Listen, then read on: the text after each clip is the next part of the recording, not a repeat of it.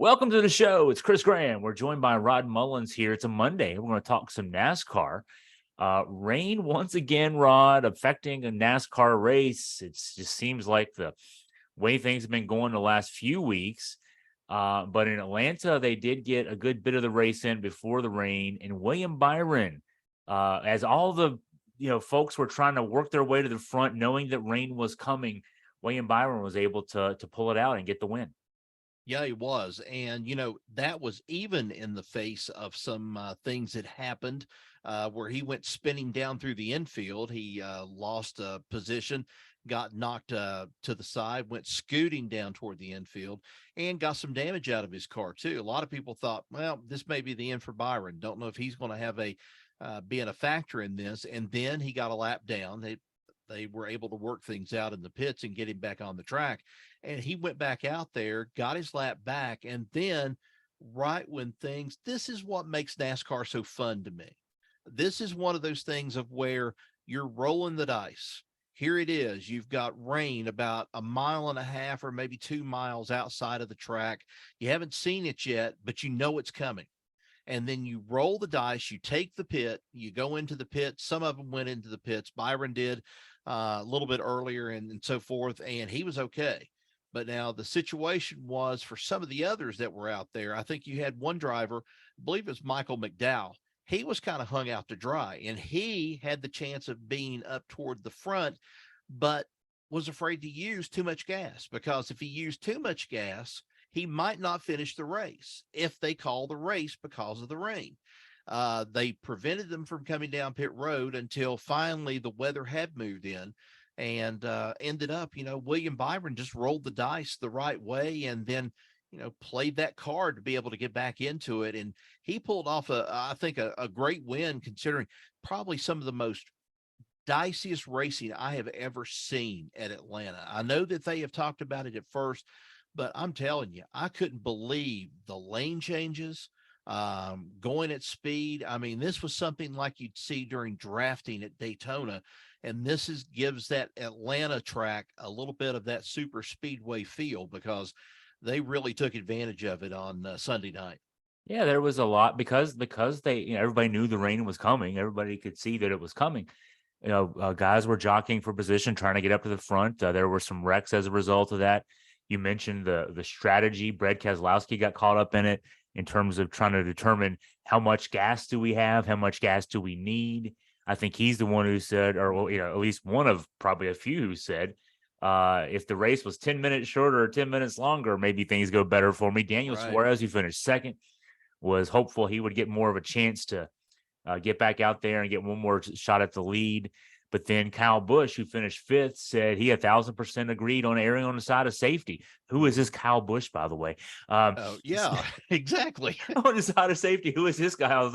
But no. So, yeah, I mean, I think you're right there, Rod. I mean, the fact that this weather was hanging over everybody's head made this infinitely more exciting.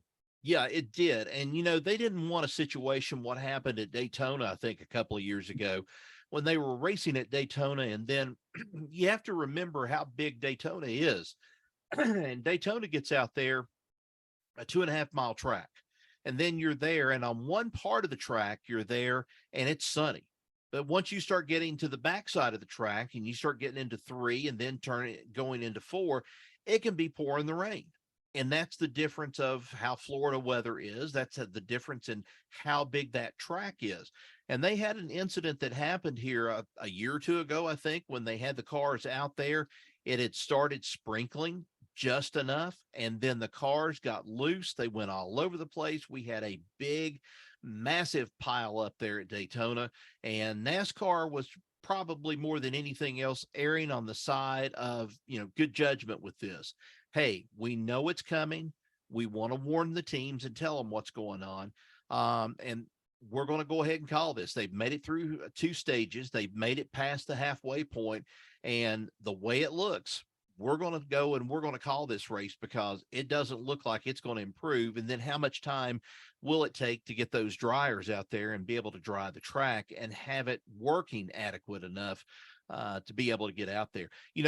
One thing that I did hear, looking at some of the message boards and things last night, the fans have erupted again. The fans have erupted this year, and they're upset because, they didn't let them finish the race. And some of the drivers are probably a little bit upset that they didn't let them finish the race. They wanted to have a fair shot at this.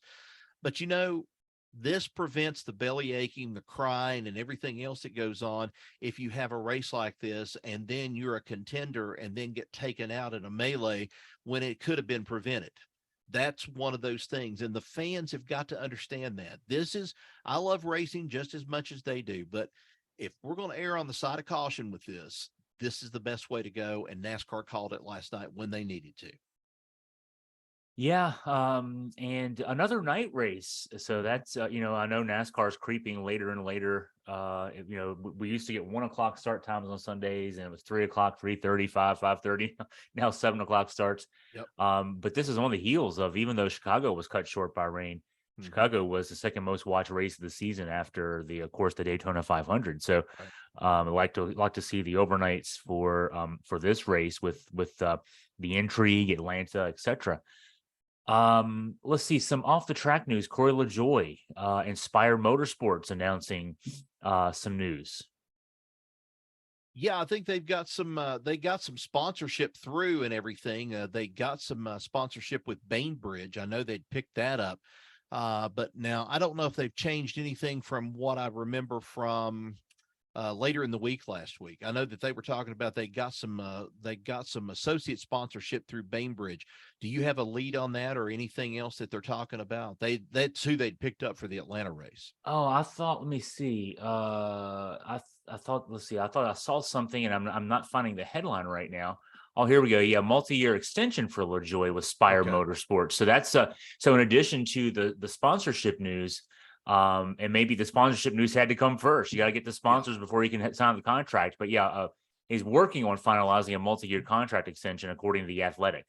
Well, they're working on that because they know that here, as silly season starts getting a little bit further on into the year, they're trying to hold on to him as much as they can. He didn't have a good race last night. I think he ended up accusing Eric Jones of pretty much putting him into the wall, messing him up, hitting him last night.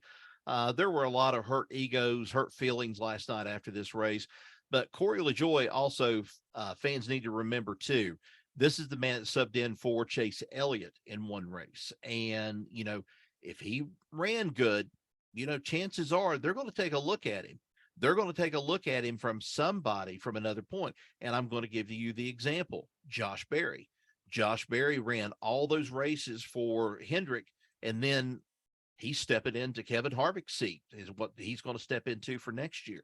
So if you're a hot commodity, if you're a really good race car driver, there is the possibility, hey, if they don't move quickly, somebody else is going to snatch him up somewhere down the line, and it could be a better opportunity for him. So Spire is going to hold on to him as long as they can, but hey, what's to say that somebody doesn't come along and say, we're going to top what you've offered at Spire, and you come over to our team. And it's a whole thing of car manufacturer. If it's Ford, Chevrolet, Toyota, Toyota's looking to build a little bit more next year with the addition of Legacy Motor Club. There's so many factors tied into this thing, and Spire is one of those small teams that's begging to hold on to the talent to kind of get them to the front, much like what Justin Marks and Pitbull has done with Trackhouse. That's what, they're hoping to do.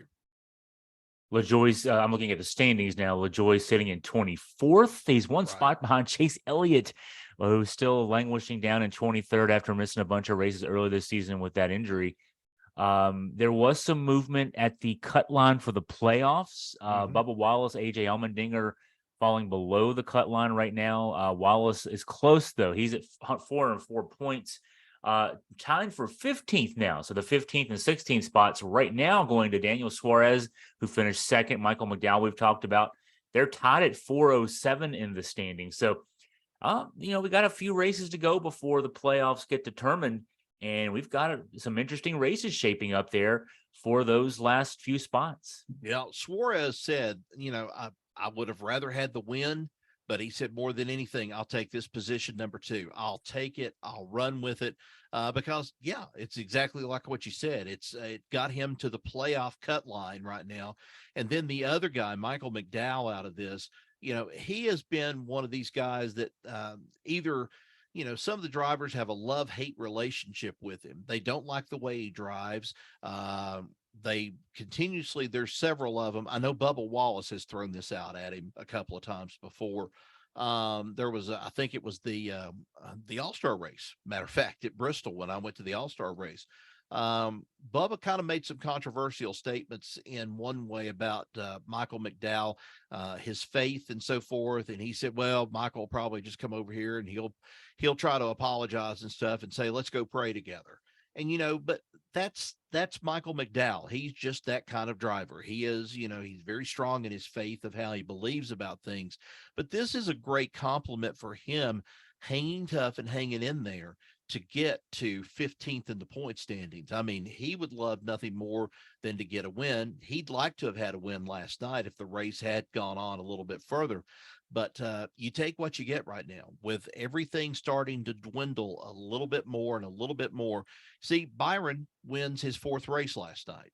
So that takes up the possibility of another person like a Chase Elliott or somebody else coming out of the pack to claim a place in the points in the playoff standings. And that just makes it tougher for him. It makes every race from here on out to the cut line and the cut date as must-win situations. If he doesn't come away with 1 or 2 wins, he's out. He doesn't have a chance at it. So it's all a lot of jockeying right now. And you saw people last night that had some rough times too. Ross Chastain, as many people as have got there before. Ross Chastain saying he ran over me and stuff. Well, people ran over Ross Chastain last night. He didn't finish the race. Kyle Larson, he didn't finish the race last night. He admitted it was his mistake. He had made a mistake and so forth. And he would like nothing more. How do you have the bad luck of getting caught up in that wreck, not having that much damage, then going to the pits, taking on all 4 new tires, and then coming back out on the track as you're on the apron coming around, kaboom, the right front goes off, blows the fender off there on the front, and pretty much does him in. It finishes. He had another DNF last night. So a lot of these playoff drivers, even though some of them have qualified, they're having some rough times right now. And it's going to depend on who keeps on grabbing those playoff spots or those wins to kind of lock themselves into the playoffs. We are heading into mid-July. The last race of August at Daytona is the final race of the regular season heading into the playoffs. And so 7 races to go as these guys are jockeying for position. Let's go ahead and talk about New Hampshire. We have one other thing we're going to talk about after this week's schedule. New Hampshire, 2:30 on Sunday. What can we look forward to as far as the racing action and how things will shake out? Well, I call it a flat kind of mile version of Martinsville, kind of stretched out. Doesn't have a lot of banking to it, but it really puts a lot of stress on the rotors, on the brakes and everything else. The last race, I guess, that we saw, the Chicago race, even though it was a street race, we saw a tremendous amount of stress on the mechanical part of it. I don't know if you caught the part of where I think it may have been Bubba Wallace right before he went into the tire barrier. His brakes were glowing almost to the point of white hot as he was trying to come to a stop, and he had no brakes, couldn't slow down to prevent himself from going into that barrier. We look at the same thing here at New Hampshire. You're going to have some brakes, but you're going to also have to have some speed.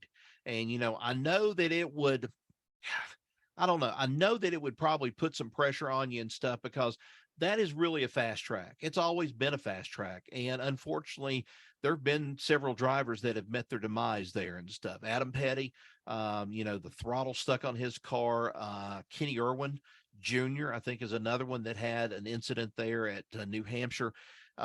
They've improved the track a great deal, and NASCAR's put that little safety thing in it to where about the cars where it won't go and careen head forward into a barrier and take something out.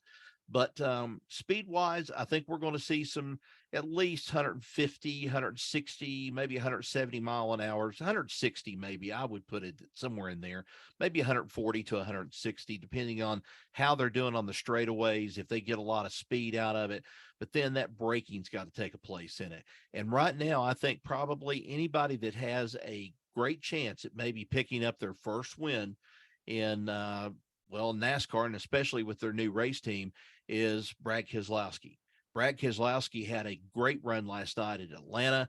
He says we're in the position where we need to be at to win races. Now, how that will transpire from Atlanta to New Hampshire, completely different surface. We'll have to just, we'll just have to remain in our seats, be calm, and just watch and see what happens. But, Keselowski he's determined. He's going to get a win one way or another. And they're ahead. They're ahead of where they should be right now. But, I don't know. Some of these other drivers who like that kind of track will do pretty well. Denny Hamlin should do pretty well. He didn't have a good night last night at Atlanta. So a lot of these drivers are looking for some redemption, and New Hampshire might just be the place they're looking for it. So let's talk at this intersection of sports and culture as we get ready to wrap up the show. Top Gun Maverick obviously had great success at the box office. Tom Cruise reprising a movie that was successful back in the 80s, and this one may have been even more so, the release last year. Now there's a rumor out there, Rod. You brought this up to me last week when we finished our show. About something that could be in the works, a Days of Thunder 2. What's going on there? Well, a lot of this is based upon what kind of formula and what kind of success they had out of Top Gun Maverick. And I've got to admit, I've not watched the movie all the way through. I've seen some scenes and things, and I really like the Dark Star part where they really pushed the plane to that barrier and stuff, and he's trying to get it to Mach 10, I think, or just a little over Mach 10, which is, to me, is just unheard of, but I know they can do it. But that success has kind of prompted Tom Cruise into thinking, well, we had kind of a moderate success, not a great success, better than the movie that he starred in before that, which was Legend by Ridley Scott. Why don't we go and why don't we take the chance and see what we could do? And so the guy who was the director of Top Gun Maverick, I think his name is Joseph Kosinski or something like that, I believe is who it was. He directed the Tron Legacy movie back several years ago that I thought was really great. They brought back that element again. It's kind of like he's in this kind of rut almost of bringing back these old characters and trying to breathe new life into them. Tom Cruise and him are supposedly working behind the scenes right now on possibly getting Days of Thunder to the screen here in the next, I don't know, maybe year or two, couple of years. I know he's got to work past this Mission Impossible stuff. He's got Mission Impossible that's getting ready to come out, I think, toward the end of the month, toward the end of July. But if Mission Impossible does well, it's just going to give him that much more fever to say, hey, let's go back and let's look at this. This stuff is good. Let's see what we can maybe do with this. And I think that's what they're going to end up doing. Yeah, I just read a piece about the rumors that are going out there, and of course, then speculating about who might come back for the movie. Among those, I mean, the movie we're talking, more than 30 years ago now. So, some of the folks have unfortunately passed on. Fred Thompson is one of the guys who's no longer with us. So, but just the idea of, and updating things, the different look of, late 1980s NASCAR versus, 2023 NASCAR. So updating it in that respect too. Cole Trickle at this point would be a guy that, he was a rookie in the first movie who was, kind of just deer in the headlights at first with everything in NASCAR, and now he'd be the veteran. So it'd be interesting to see, kind of like how, not the Rocky franchise, and I guess it's even seeped into the Creed franchise now with, Rocky Balboa taking on a different role in a mentorship kind of way. So yeah, just how it could all play out could be really interesting to see how they would take it on, and how much they'd be willing to really take on NASCAR in a good way and try to really show some more of behind the scenes stuff. Lord knows we need a better look on NASCAR than what we've gotten out of Kevin James, and then also with Will Ferrell. Anything is going to be better than, especially Ricky Bobby and Talladega Nights. And I'm sorry, I've sat there and watched it, and I'm just like, I cringe. Now that I watched that movie, I cringe, and I cringe when I see Will Ferrell in his tidy whites running on the high banks of Charlotte, saying he's on fire. Help me, Lord Jesus. Help me, baby Jesus, or whatever. That stuff kind of goes too far. And I have to also say too that even going back as far as Stroker Ace, that's another one that kind of, I like it. It's funny, but it's all Burt Reynolds centered. That's all his movies were ever were Yeah. in the first place. So now I'm like, okay, if Tom Cruise can do a credible job with it, I think it would be something that he could be able to pull off. And I've got an idea for possible plot out of it. I think instead of him being the driver, he's a car owner, Uh-huh, uh-huh. and he's a car owner, and he's got a hot head. Kind of reminds you of Kyle Busch a little bit, maybe a Bubba Wallace or something, but he brings him into the sport, and he's working with him and trying to, help him along the way. But at the same time, he goes, and then midway through the season or something happens, he just ups and he leaves and goes to another team, kind of breaks his contract. And Tom Cruise at that point is forced as a car owner to jump back into the car seat and drive and try to salvage a season. And he ends up winning the championship out of it. I think that would be just a great way to come in. They give him some kind of, I don't know, champions provisional, so to speak, and they give him a hardship sort of thing out of it to kind of allow him to get back into it. And he drives, and he ends up winning the final race at Phoenix. I think that would be just tremendous. And some of the people might say to him, man, you've still got it. And I think it'd be a great way to kind of, leave it at that and kind of leave it the series. But I can just about bet Nicole Kidman's not going to be in it. I doubt Robert Duvall is going to be in it, because the technology and the way things, Robert Duvall was kind of touching on the old ways NASCAR did things. Now we're going to have somebody, and pardon me for saying it, I think we're going to have somebody that's kind of nerdy, somebody that's kind of a geek, that's sitting there and looks at more information of aerodynamics, looks at, the way that all these parts and things are supposed to work. And then you could probably have somebody like John C. Reilly come back, and he could maybe be a crew chief. You could maybe finally make him a crew chief out of it, or something else. But, I think the elements are there. It's just according to how Tom Cruise and Joseph Lewinsky goes, and their Kaczynski or Lewinsky, they go and they put their best foot forward on this and see how they're going to do. Now you're going to let John C. Reilly come back, even though he dallied in that Talladega Nights movie. Yeah, I think I would. And I think he's a good, serious Yeah, actor at times. And yeah. and I think probably his funniest line in the entire movie, even though his dad had gotten killed in in an accident. And at the same time, Harry doesn't really want to go and kind of admit it was a little bit of both. It was the driver, maybe, and a little bit of him being a crew chief and so forth. But his dad gets killed out of it.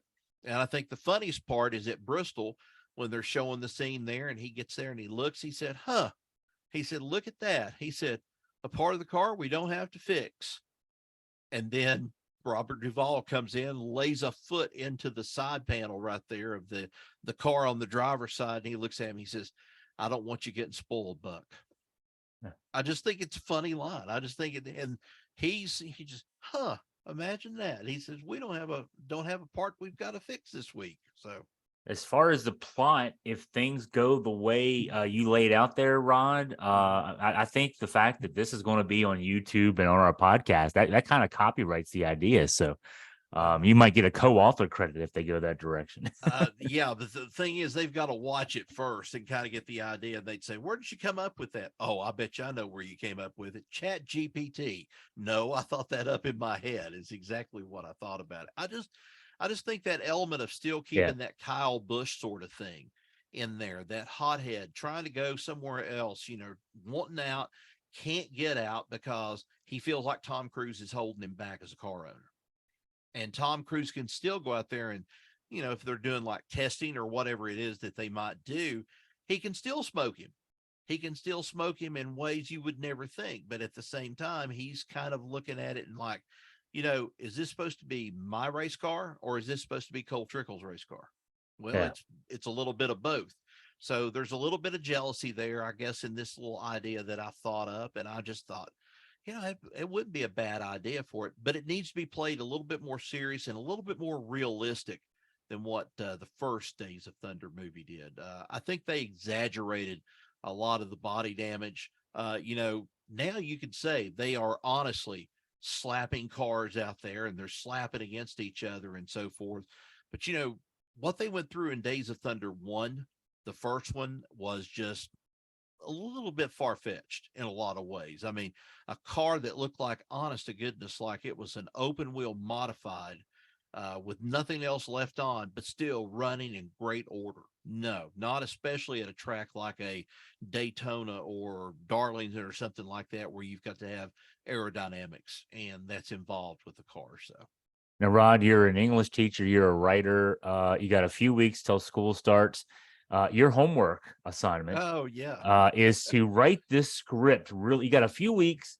Write this script and let's get it floating out there. I want to see this. Are you serious? Are you really wanting to just go and throw this out here and just say, hey, this no name from Southwest Virginia who covers races for me has wrote a script? Tom Cruise, take a look at it. I don't know. You could do it. Be I think I could do it, but it would also almost be like, I don't know. It's kind of like spitting in the wind, sort of in a snowstorm or something. Sooner or later, if the wind's going to hit you, you either going to get the advantage of getting it out or it's going to come back and smack you in the face, one of the two. So I don't know. Well, the idea is a good one anyway. And that was a good discussion. And for our listeners out there, the race this weekend in New Hampshire, we'll have coverage. Of course, Rod and I will get back together next week and break everything down for you. Well, Rod, thank you as always for your time. Appreciate it, Chris. Thanks.